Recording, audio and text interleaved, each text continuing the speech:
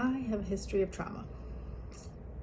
Happened when I was an adult, impacted feelings about myself, the world, and my relationships ever since.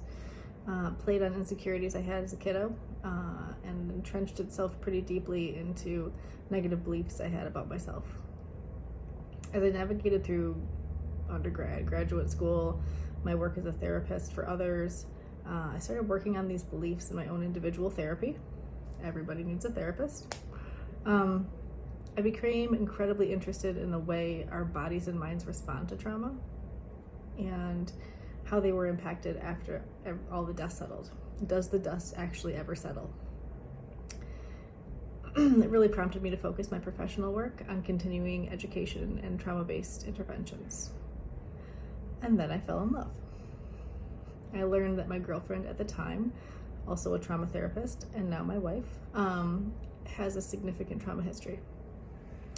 Her experiences were different than mine. They started when she was very young, and the themes permeated through her development and into her adult relationships and friendships. As we grew closer, the impact of our individual traumas started to bleed over into our relationship. We started fighting a lot more. She would get triggered by something I didn't know was a trigger for her. I would get upset or defensive. She would feel invalidated and pull away.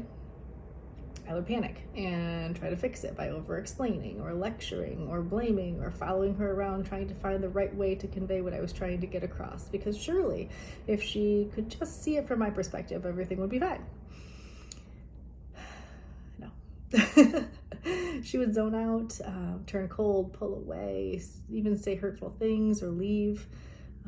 There would be explosions of raw emotion, words, tears, defense mechanisms. And by the time the dust settled in that discussion, we were left wondering what the hell just happened. I would feel like a failure. She would feel like a failure. Loving each other it wasn't enough. We would eventually come back together, hug, apologize, move forward. At first, this would take days or even weeks to do so. Yes, she'd always come home if she left, but it might take hours before we spoke, and maybe even days before we touched each other. Any wrong move, any perceived critique or dig would light that fire to an already tenuous and charged situation, and we would just go right back into that cycle of further argument. Sooner or later, we would just get exhausted of being hurt and angry. Life would keep moving forward, and the fight would get brushed under the rug. But these cycles would continue. Fights would repeat. Even though both of us were involved in our own individual therapy, nothing was getting better or repaired long-term in our relationship. Both of us felt increasingly guilty for hurting the other person and frustrated that we weren't getting our needs met at the same time.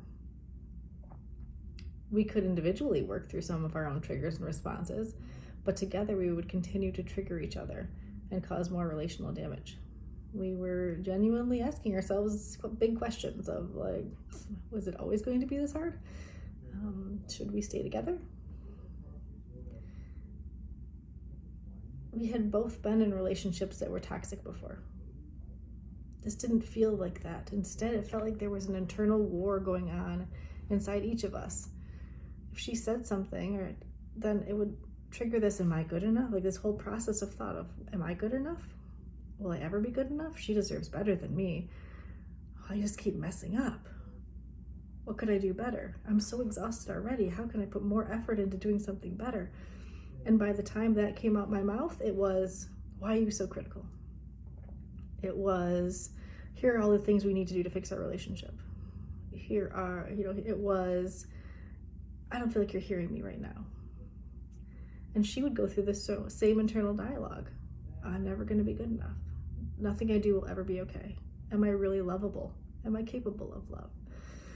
By the time that would come out of her mouth, it would be, I don't know if I want to be in this anymore.